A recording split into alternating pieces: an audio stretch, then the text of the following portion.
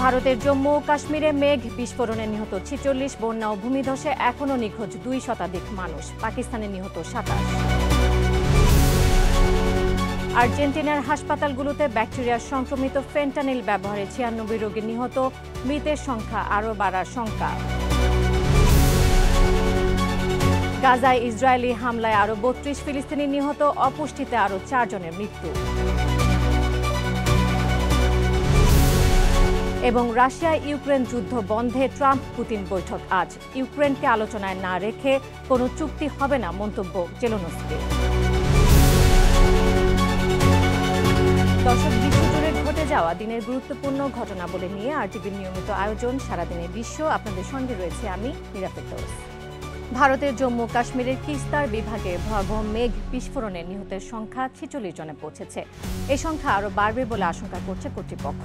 বৃহস্পতিবার স্থানীয় ৪০০টি গ্রামে মেঘ বিস্ফোরণের এই ঘটনা ঘটে। এতে খুবই অল্প সময়ের মধ্যে অস্বাভাবিক বৃষ্টিপাতে তলিয়ে যায় গ্রাম। আকস্মিক বন্যার পানিতে ভেসে যায় শত শত মানুষ। বিরূপ পরিস্থিতির ফলে উদ্ধার অভিযানে অংশ নিয়েছে সেনাবাহিনী। ধ্বংসস্তূপ থেকে এ পর্যন্ত ১.৫ শতাধিক মানুষকে উদ্ধার করা হয়েছে। এখনও ২ শতাধিক মানুষ নিখোঁজ রয়েছেন। দুর্গম এলাকা হওয়ায় উদ্ধার তৎপরতা ব্যাহত হওয়ার আশঙ্কা রয়েছে। পাকিস্তানে ভয়াবহ বন্যা ও ভূমিধসের ঘটনায় অন্তত ২৭ জন নিহত হয়েছে। বৃহস্পতিবার ভারী বৃষ্টিপাতের কারণে সৃষ্ট বন্যায় দেশটির আজাদ জম্মু কাশ্মীর এবং খাইবার পাখতুনখোয়া প্রদেশে বিভিন্ন এলাকায় এই প্রাণহানির ঘটনা ঘটে বলে নিশ্চিত করেছে পাক গণমাধ্যম জিও নিউজ।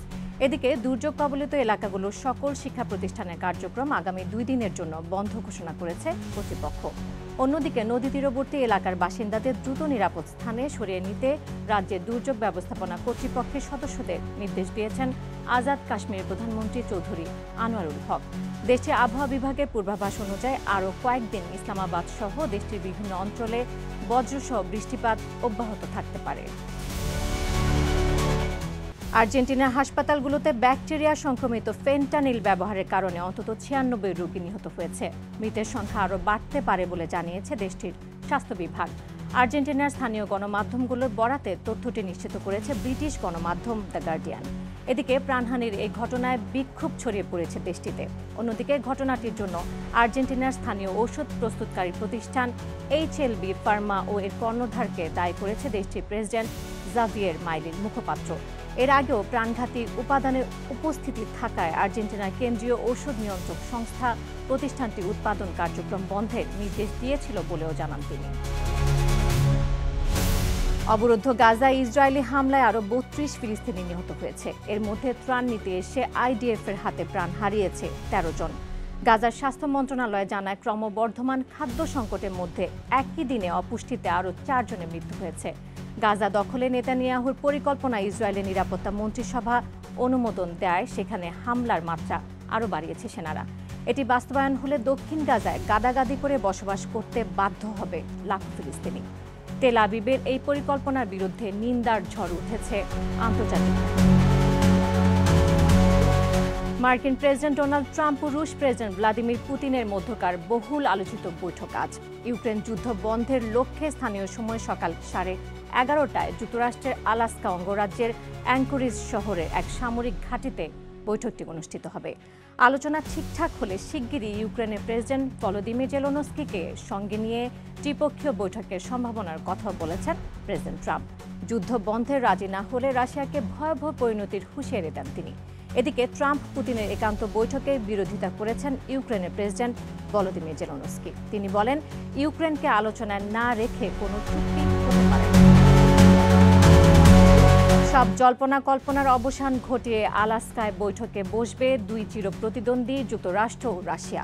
এরই মধ্যে আন্তর্জাতিক গণমাধ্যমগুলো আলোচনার কেন্দ্রবিন্দুতে ট্রাম্প পুতিন বৈঠক। তবে ট্রাম্পের আগেও যুক্তরাষ্ট্রের সাবেক ৪ প্রেসিডেন্টের সঙ্গে কমপক্ষে ৫০ বার বৈঠকে বসার অভিজ্ঞতা রয়েছে পুতিনের। ঠিক কোন বিষয়গুলো প্রাধান্য পেয়েছিল আগের আলোচনাগুলোতে, তার স্মৃতি রোমন্থন করেছেন অর্ণব প্রসাদ।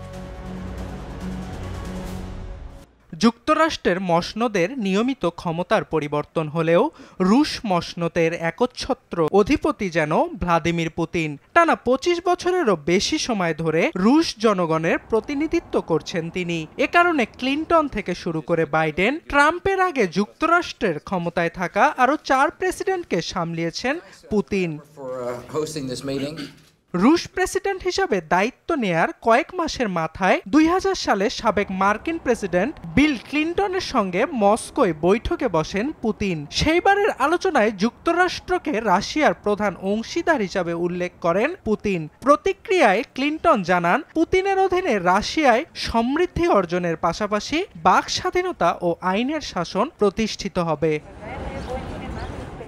এরপর যুক্তরাষ্ট্রের প্রেসিডেন্ট নির্বাচিত হন জর্জ ডব্লিউ বুশ। তার সঙ্গেও বেশ কয়েকটি বৈঠকে বসেন পুতিন। 9/11-এ সন্ত্রাসী হামলার পর প্রথম বিশ্ব নেতা হিসাবে যুক্তরাষ্ট্রকে সমর্থন দিয়েছিলেন পুতিন। তবে দুই নেতার মধ্যে তিক্ততার সম্পর্ক জন্মে পশ্চিমা সামরিক জোট ন্যাটো সম্প্রসারণকে কেন্দ্র করে। এ কারণে ২০০২ সালে বুশ পুতিন বৈঠকে বসলেও তাদের মধ্যে মতভেদ দেখা যায়। এরপর ২০০৭ সালেও মিলিত হন এই দুই বিশ্ব নেতা। সে সময় ইরাকে যুক্তরাষ্ট্রের আগ্রাসনকে ঘিরে উত্তেজনা বিরাজ করছিল রাশিয়া ও আমেরিকার মাঝে। তা সত্ত্বেও বৈঠকে বেশ ইতিবাচক ছিলেন বুশ পুতিন। সবশেষ ২০০৮ সালে রাশিয়ার সোচিতে বৈঠকে বসেন বুশ পুতিন। বৈঠকের মূল বিষয় ছিল ইউরোপে যুক্তরাষ্ট্রের ক্ষেপণাস্ত্র প্রতিরক্ষা ব্যবস্থার সম্প্রসারণ। তবে রাশিয়ার এতে তীব্র আপত্তি ছিল। বড় ধরনের অগ্রগতি ছাড়াই শেষ হয় বৈঠকটি। বারাক ওবামা ক্ষমতায় আসার পর ২০০৯ সালে প্রথম পুতিনের সঙ্গে বৈঠকে বসেন তিনি। কিছু বিষয়ে মতভেদ থাকলেও উভয় দেশের জনগণের কল্যাণে একসঙ্গে কাজ করে যাওয়ার প্রতিশ্রুতি ব্যক্ত করেন পুতিন ওবামা। তবে দুই দেশের মধ্যে সম্পর্কের চরম অবনতি ঘটে ২০১৪ সালে রাশিয়ার ক্রিমিয়া দখলকে কেন্দ্র করে। এর জেরে G8 জোট থেকে বহিষ্কার হয় রাশিয়া। সে সময় জোটটির শীর্ষ সম্মেলনের ফাঁকে যুক্ত হয়েছিলেন পুতিন ওবামা। সে সময় তাদের দুজনের একটি ছবি ব্যাপকভাবে ভাইরাল হয়, যেখানে দুই নেতাকে বেশ অপ্রস্তুত দেখা যায়। এছাড়া ২০১৬ সালে পুতিন ওবামার মধ্যে লোক দেখানো একটি বৈঠক অনুষ্ঠিত হয়। ওবামার পর যুক্তরাষ্ট্রের মসনদে বসেন ডোনাল্ড ট্রাম্প। রিপাবলিকান এই প্রেসিডেন্টের আমলে অন্যান্য যে কোনো সময়ের চেয়ে ভালো সম্পর্ক ছিল মস্কো ও ওয়াশিংটনের মধ্যে। তবে মস্কোর সঙ্গে সবচেয়ে তিক্ততার সম্পর্ক গড়ে ওঠে জো বাইডেনের শাসনামলে। ২০২১ সালের মার্চে পুতিনকে খুনি হিসেবে আখ্যা দেন বাইডেন। এর জেরে ওয়াশিংটন থেকে রাষ্ট্রদূত প্রত্যাহার করে মস্কো। এরই মধ্যে সেই বছরের জুনে জেনেভায় বৈঠকে বসেন পুতিন বাইডেন। এতে দুই দেশের চলমান উত্তেজনায় কিছুটা হলেও বরফ গলে। পুনরায় রাষ্ট্রদূত নিয়োগে সম্মত হয় দুই দেশ। তবে বাইডেনের শাসনামলে ইউক্রেনে সামরিক অভিযান শুরু করে রাশিয়া। এতে তলানিতে পৌঁছে দুই দেশের সম্পর্ক। অর্ণব প্রসাদ, RTV। আর এরই সাথে শেষ করছি সারাদিনের বিশ্ব। RTVর সাথে সংযুক্ত থাকুন, মতামত জানান RTVর সামাজিক যোগাযোগ মাধ্যমগুলোতে।